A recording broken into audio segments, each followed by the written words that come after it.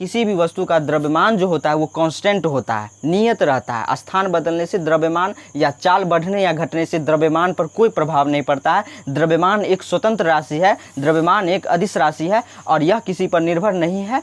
तो द्रव्यमान बढ़ने या घटने से भार पर कोई प्रभाव नहीं पड़ेगा, जबकि गुरुत्वीय त्वरण बढ़ने या घटने से वस्तु का भार बढ़ भी सकता है और घट भी सकता है। लेकिन गुरुत्वीय त्वरण बढ़ने एवं घटने का केवल एक ही कंडीशन है और वो है स्थान परिवर्तन, क्योंकि हम जानते हैं कि पृथ्वी का जो आकार है वह गोलीय आकार नहीं होकर अंडे के आकार का है। तो इसलिए जो है स्थान बदलने से गुरुत्वीय त्वरण का मान।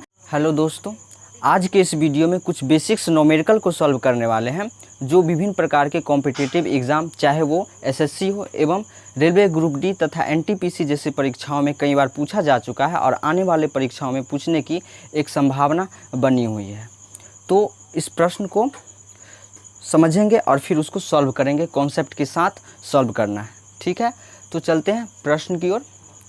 सबसे पहला प्रश्न जो है वह कह रहा है, यदि किसी वस्तु के संवेग को 3 गुना करने से उसकी गतिज ऊर्जा कितनी गुनी हो जाएगी। किसी वस्तु के संवेग को 3 गुना करने से उसकी गतिज ऊर्जा हो जाएगी। ऑप्शन ए कह रहा है 2 गुनी, बी 4 गुनी, 3 गुनी एवं 9 गुनी। तो इस प्रश्न को सॉल्व करने से पहले हम संवेग एवं गतिज ऊर्जा में जो संबंध है उसको जान लेंगे, क्योंकि यदि मैंने इस प्रश्न का सिर्फ आंसर बताया तो सिर्फ आप एक क्वेश्चंस को समझ पाएंगे, लेकिन यदि मैंने कॉन्सेप्ट को क्लियर कर दिया तो आप इससे जुड़े हुए विभिन्न प्रकार के प्रश्नों को ईजिली सॉल्व कर पाएंगे। तो सबसे पहले हम जानते हैं कि संवेग और गतिज ऊर्जा के बीच संबंध क्या है, कौन से आखिर रिलेशन क्या है इन दोनों के बीच। जो संवेग बढ़ने से गतिज ऊर्जा बढ़ जाती है, संवेग घटने से गतिज ऊर्जा घट जाती है, एवं संवेग एवं गतिज ऊर्जा जो है गतिशील वस्तु में ही क्यों पाई जाती है। ठीक है ना। तो हम यहाँ जानते हैं, माना कि m द्रव्यमान की कोई वस्तु है, m द्रव्यमान की कोई वस्तु है और ये जो वस्तु है यह v वेग से गतिशील है। मान लिया कोई वस्तु है जिसका द्रव्यमान m है, m kg है और वह वस्तु v मीटर प्रति सेकंड की वेग से गतिशील है। ध्यान देंगे यहाँ पे, कॉन्सेप्ट को समझेंगे कि जब कभी भी आपको किसी वस्तु का संवेग ज्ञात करने के लिए कहा जाएगा तो वह वस्तु गतिशील अवस्था में होगी, क्योंकि जब वस्तु गतिशील अवस्था में होती है उसी वस्तु में संवेग होता है। वस्तु गतिशील अवस्था में है, उसी वस्तु में गतिज ऊर्जा भी होती है। ठीक है ना। स्थिर विराम की अवस्था में वस्तु में न तो संवेग होगा और न ही गतिज ऊर्जा होगी। ठीक है। तो यहाँ पे कोई वस्तु m है और वह v मीटर प्रति सेकंड की वेग से गतिशील है। तो इस वस्तु में जो संवेग हो जाएगा वह संवेग हो जाएगा mv न्यूटन सेकंड।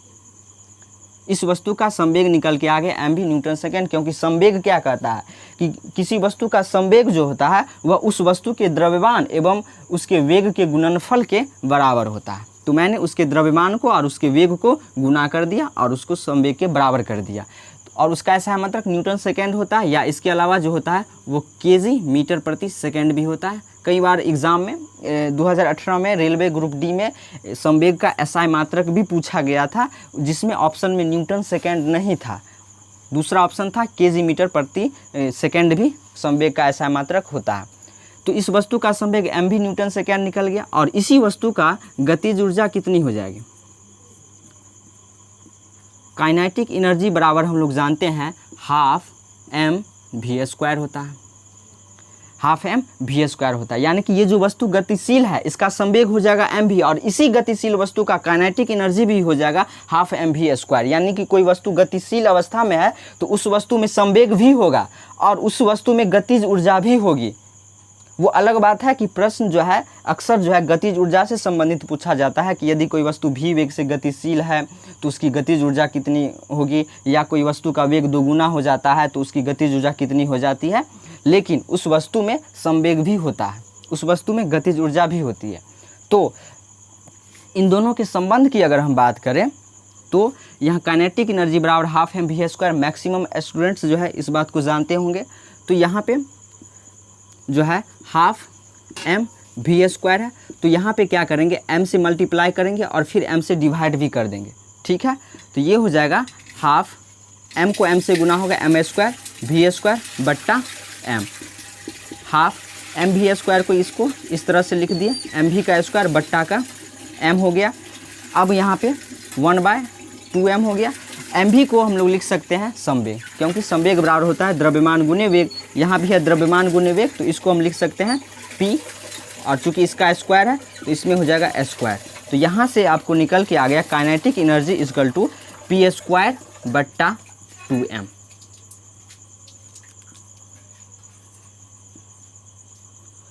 ये जो हो गया kinetic energy equal to p square यानी कि संवेग का स्क्वायर बट्टा का 2m। इसका इस समीकरण का एक अर्थ निकलता ये है कि यदि कोई वस्तु गतिशील अवस्था में है तो उस वस्तु का जो गतिज ऊर्जा होगी, उस वस्तु का गतिज ऊर्जा जो होगा उस वस्तु के संवेग के वर्ग के बराबर होगा।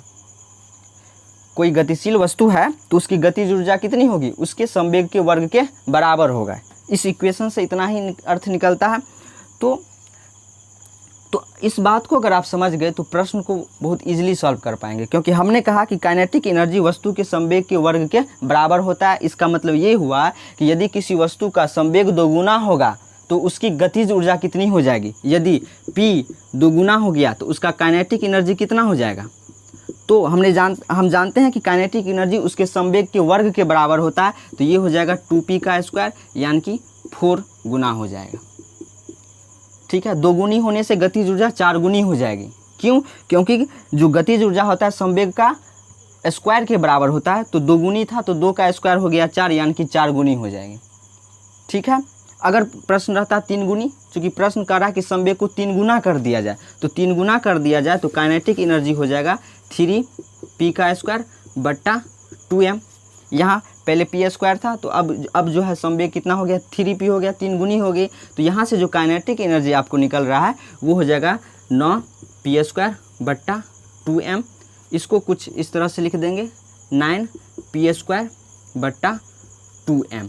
तो यहाँ पे आप देख पा रहे होंगे कि p स्क्वायर बट्टा 2m गुने 9 यानी कि जो गतिज ऊर्जा है वह कितनी हो गई 9 गुनी हो गई। ठीक है, तो इस प्रश्न का सही उत्तर जो हो जाएगा आपका ऑप्शन डी हो जाएगा, 9 गुनी हो जाएगी। चलते हैं अगले प्रश्न की ओर।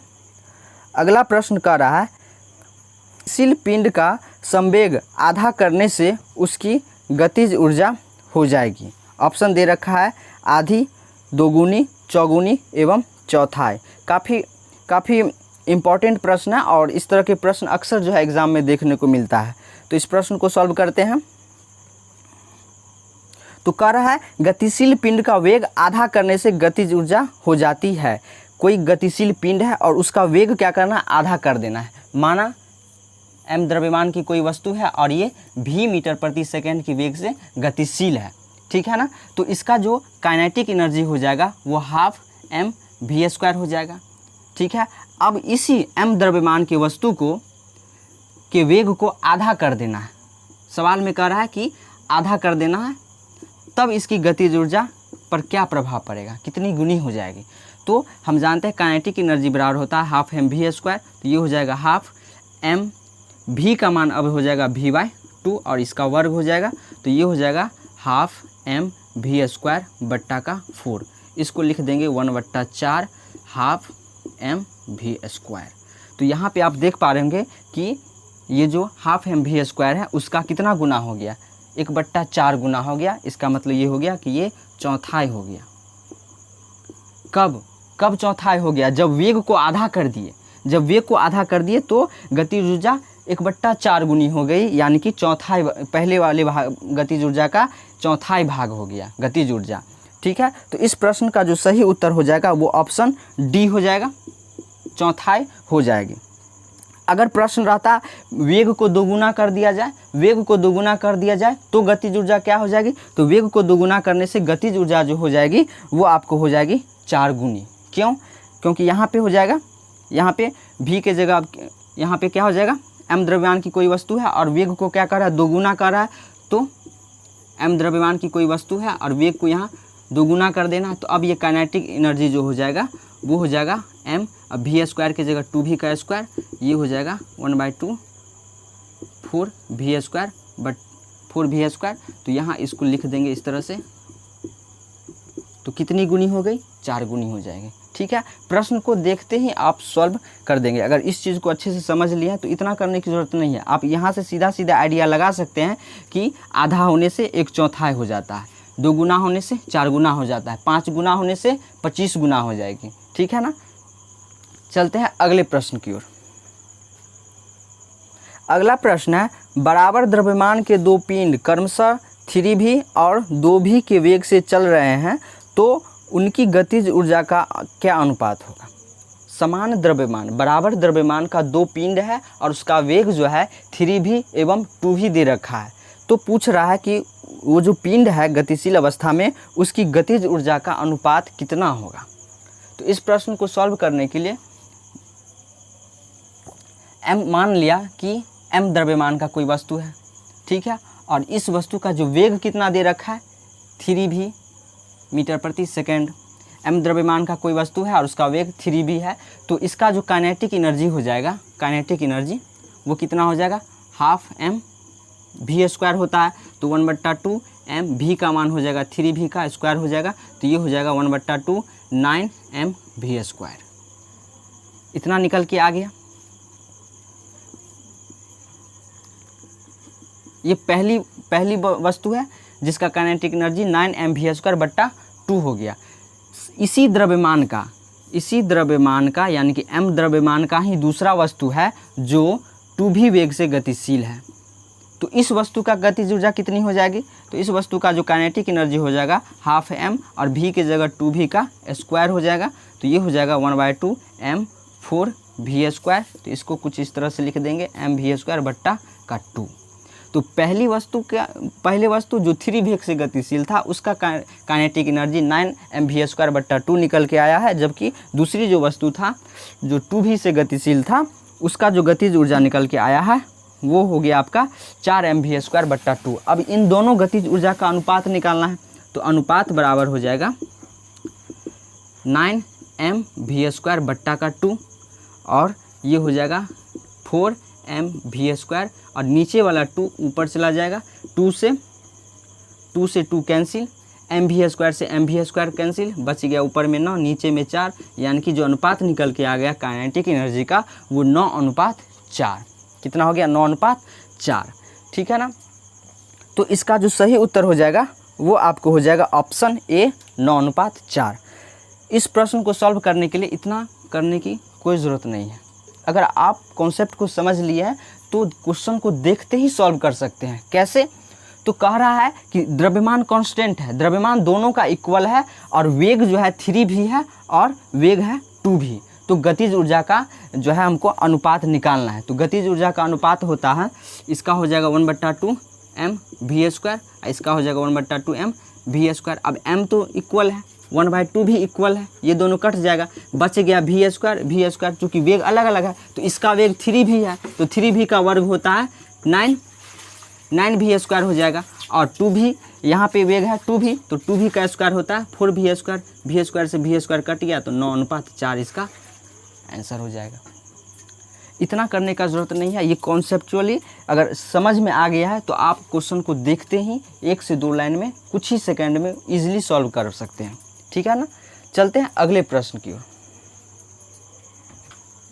अगला प्रश्न है, यदि किसी गतिमान वस्तु की चाल को 2 गुना कर दिया जाए तो पहला ऑप्शन है भार 2 गुनी हो जाएगी, दूसरा ऑप्शन है गतिज ऊर्जा 2 गुनी हो जाएगी, तीसरा है गतिज ऊर्जा 4 गुनी हो जाएगी और डी ऑप्शन में है त्वरण 2 गुनी हो जाएगी।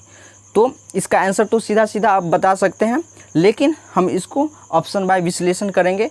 पहला है भार 2 गुनी हो जाएगी, तो क्या किसी वस्तु का चाल बढ़ने से भार 2 गुना हो सकता है? नहीं हो सकता है। क्यों? क्योंकि भार बराबर होता है द्रव्यमान गुणे त्वरण, गुरुत्वीय त्वरण, यानी कि mg होता है। किसी भी वस्तु का भार बराबर जो होता है वो वेट बराबर होता है मास गुणे गुरुत्वीय त्वरण। ठीक है ना। यानी कि किसी भी वस्तु का भार तभी बदलेगा जब वस्तु का द्रव्यमान बढ़ेगा। और आप जानते हैं कि किसी भी वस्तु का द्रव्यमान जो होता है वो कांस्टेंट होता है, नियत रहता है। स्थान बदलने से द्रव्यमान या चाल बढ़ने या घटने से द्रव्यमान पर कोई प्रभाव नहीं पड़ता है। द्रव्यमान एक स्वतंत्र राशि है, द्रव्यमान एक अदिश राशि है और यह किसी पर निर्भर नहीं है।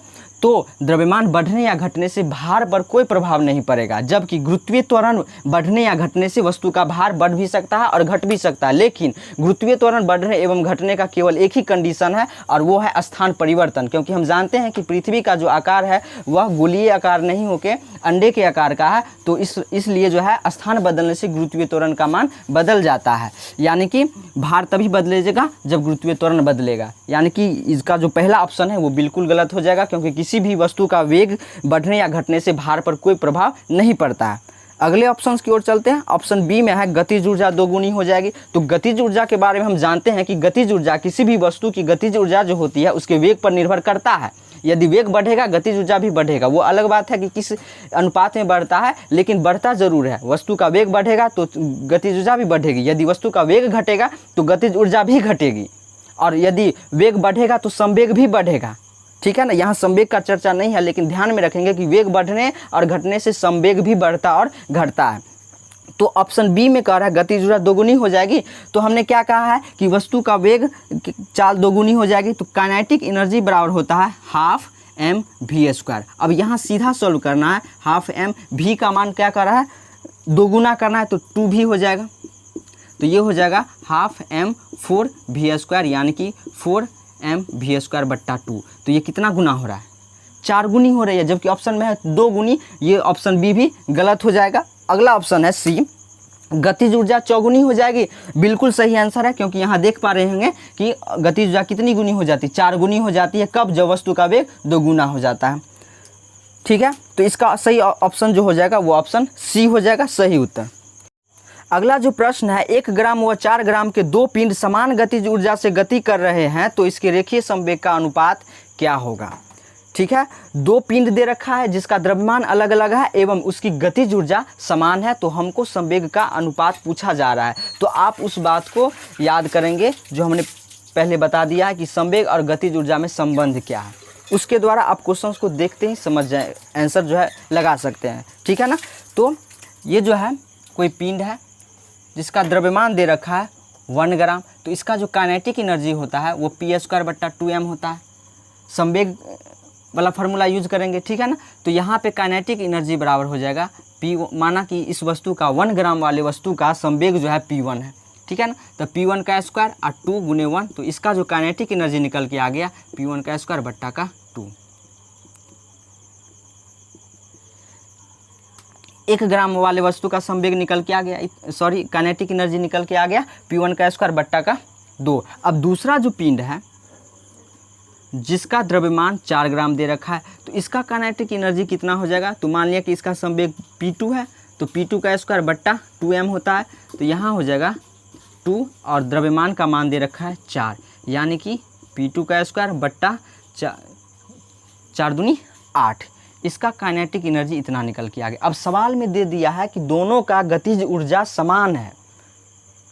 सवाल में कुछ न कुछ लिंक जरूर दिया रहता है, आपको बस उस लिंक को पकड़ना है। उस लिंक को अगर आप पकड़ लिए तो क्वेश्चंस को देखते ही सॉल्व कर सकते हैं। ठीक है ना, तो यहाँ पे जो है गतिज ऊर्जा इक्वल है, तो गतिज ऊर्जा को इक्वल कर देंगे, यानी कि ये हो जाएगा p1 का स्क्वायर बट्टा 2 बराबर हो जाएगा इसके p2 का स्क्वायर बट्टा का 8। 2 से कट गया 4 बार में, यहाँ p1 का स्क्वायर ये नीचे आ जाएगा, तो p2 का स्क्वायर बट्टा 1 बट्टा 4 हो गया। अब ये स्क्वायर हटेगा तो उस तरफ रूट जाएगा। ठीक है ना, तो ये स्क्वायर हट गया तो इस तरफ जो है रूट आ गया। अब रूट आ गया तो इसका हो जाएगा 1/2, यानी कि p1 और p2 का जो यानी कि संवेग का जो अनुपात निकल के आ गया वो 1:2 होगा। जो ऑप्शन जो है आपका हो जाएगा सी, इसका सही आंसर हो जाएगा। ठीक है ना, चलते हैं अगले प्रश्न की ओर। अगला प्रश्न काफ़ी सिंपल प्रश्न है, काफ़ी इजी है। 2 kg द्रव्यमान की एक वस्तु की गतिज ऊर्जा क्या होगी यदि उसका संवेग 2 न्यूटन सेकेंड है। काफ़ी सिंपल प्रश्न है। ठीक ठीक है ना। कोई वस्तु है जिसका द्रव्यमान दे रखा है एवं संवेग दे रखा है और हमसे जो पूछा जा रहा है वो गतिज ऊर्जा पूछी जा रही है। तो बार बार मैं आपसे बता रहा हूँ कि संबंध को पकड़िए, गतिज ऊर्जा और संवेग की बात हो रही है तो गतिज ऊर्जा और संवेग वाला जो संबंध है उसको हम लोग लिख देंगे काइनेटिक एनर्जी बराबर होता है p²/2m और यहाँ से डायरेक्ट आंसर निकल के आ जाएगा आपको। यहाँ पे जो हो जाएगा काइनेटिक एनर्जी पूछा जा रहा है, संवेग हमको दे दिया है, संवेग कितना दे रखा है, संवेग 2 दे रखा है तो 2 का वर्ग हो जाएगा 4, 2 द्रव्यमान कितना दे रखा है 2, 2 से कट गया पूरा 1 जो है जूल, इसका सही उत्तर हो जाएगा और ये ऑप्शन ए इसका सही आंसर हो जाएगा, ठीक है ना। Kinetic energy equal to p²/2m होता है। p का मान हमने 4 रख दिया, सॉरी p का मान जो दे रखा था वो 2 न्यूटन सेकेंड दे रखा था, 2 का वर्ग 4 हो गया 2 और मास का मान जो है 2 kg दे रखा था, 2 दूनी 4, 4 से 4 कैंसिल हो गया, kinetic energy equal to 1 joule हो गया जो कि ऑप्शन नंबर ए में है, ठीक है। अगला जो प्रश्न कर रहा है 2m तथा m द्रव्यमान के दो पिंड की गतिज ऊर्जा का अनुपात 8:1 है तो इसके संवेग का अनुपात क्या होगा। काफ़ी इजी क्वेश्चन है, यदि आप कॉन्सेप्ट को समझ गए हैं तो इस तरह के प्रश्न आप इजीली सॉल्व कर सकते हैं। और पहले ही मैंने गतिज ऊर्जा और संवेग के बारे में, संबंध के बारे में चर्चा कर दिया है तो यहाँ पे उसी फार्मूला का यूज करेंगे। जब कभी भी सवाल में यदि आपको संवेग दे रखा है, गतिज ऊर्जा पूछा जा रहा है या इन दोनों के बीच कुछ भी दे रखा है, कोई भी लिंक दे रखा है तो आप उस फार्मूला का यूज करने का कोशिश ज़रूर करेंगे, ठीक है। तो इस प्रश्न को उसी फार्मूला पर यूज़ करेंगे।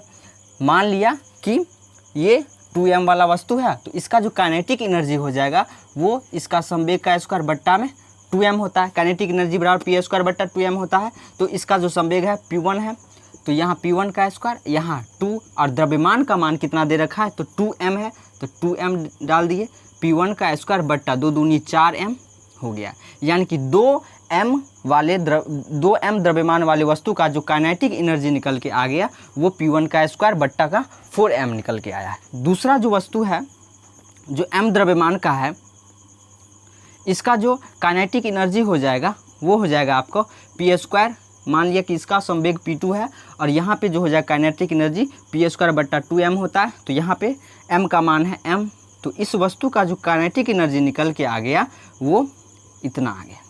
अब प्रश्न में दे रखा है गतिज ऊर्जा का अनुपात दे रखा है और संवेग का अनुपात जो है हमसे पूछा जा रहा है, यानी कि इस दोनों का अनुपात दे रखा है। गतिज ऊर्जा इसको K1 कर देते हैं, इसको K2 कर देते हैं, सॉल्व करने में आसानी हो जाएगी और समझने में भी।